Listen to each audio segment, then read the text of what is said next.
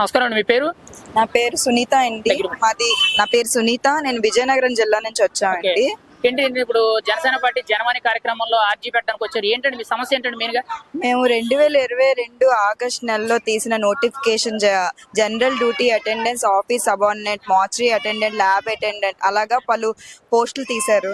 ఆ పోస్టుల్లో మేము 43 మంది సెలెక్ట్ అయ్యాం. 43 సెలెక్ట్ అయిన తర్వాత మాకు సెప్టెంబర్ 2023 జాయినింగ్ రిపోర్టులను అపాయింట్మెంట్ ఆర్డర్లు ఇచ్చారు. అప్పటి నుంచి నెల రోజుల తర్వాత మేము జీతాలు ఏంటి పరిస్థితి అడిగాం. అప్పటి నుంచి మాకు రూపాయి కాదు కదా, సంవత్సరం నుంచి మాకు ఏ జీతం అనేది మాకు ఇవ్వట్లేదు. సో దీనికోసం అని మేము ప్రతి ఎమ్మెల్యేకి, మినిస్టర్ దగ్గరికి, కలెక్టర్ దగ్గరికి, ప్రతి ఒక్కరి దగ్గర మేము వినతి పత్రాలు అనేది అందజేసాం.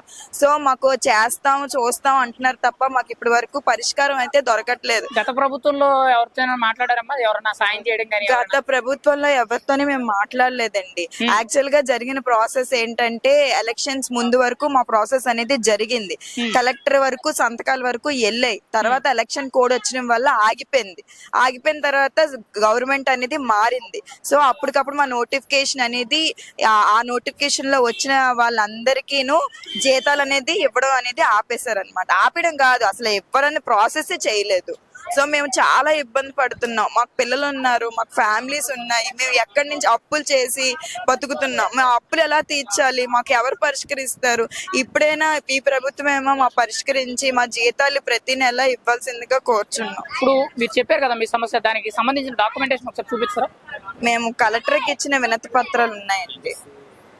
డిఎస్సి డిస్ట్రిక్ట్ సెలక్షన్ కమిటీ ద్వారా మేము సెలెక్ట్ అయ్యాం.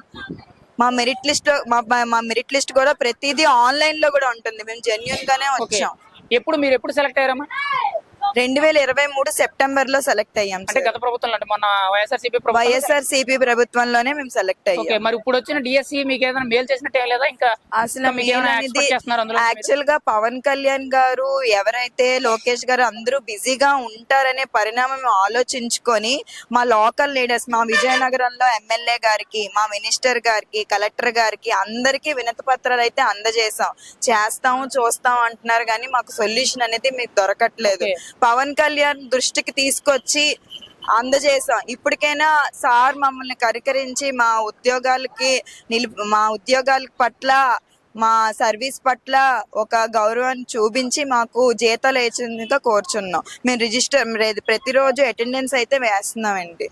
ప్రతిరోజు ఎఫ్ఆర్ఎస్ కూడా వేస్తున్నాం. ఒక యాప్ కూడా ఉంది. ఇప్పుడు చూసుకుంటే మీరు అసలు ఎక్కడ, స్వస్థలం ఎక్కడ, మీరు ఎక్కడి నుంచి వచ్చారు? మేము విజయనగరం జిల్లా నుంచి వచ్చామండి. అది విజయనగరం. మీ ఎమ్మెల్యే, లోకల్ ఎమ్మెల్యే? మా ఎమ్మెల్యే పేరు అదితి విజయలక్ష్మి గజపతిరాజు గారు. మా మినిస్టర్ గారి పేరు శ్రీనివాస్ నాయక్ గారు. మరి గత ప్రభుత్వంలో మీకు ఎవరు కూడా ఈ సమస్య గురించి మీరు మాట్లాడితే ఎవరు స్పందించడం కానీ అవేమీ లేవంటారా? అసలు మాకు పాలిటిక్స్ తో సంబంధం లేదండి. మేము జెన్యూన్ గా వచ్చిన మెరిట్ లిస్ట్ ద్వారా వచ్చిన వాళ్ళు. మాకు పాలిటిక్స్ తో సంబంధం లేదు. మా మెరిట్ చూసి, మా ఉద్యోగం చూసి మాకు జీతాలు ఇప్పించండి. మాకు పాలిటిక్స్ తో సంబంధం లేదు. మాకు ఇప్పుడు వచ్చిన ఉప CM deputy chief minister Pawan Kalyan గారు తీసుకొచ్చాం. ఇది మేము లోకేష్ గారు కూడా అందజేద్దామని అనుకుంటున్నాం. మీరైతే సార్ దగ్గరికి తీసుకెళ్దాం అనుకుంటారు. కలిసారు ఇప్పుడు వరకు? సార్ దగ్గరికి ఆర్జీ వరకు వెళ్ళిందంటారా? మేమైతే గ్రీవియన్స్ కి అయితే ఇచ్చామండి. సార్ అయితే లేరు ఈ రోజు.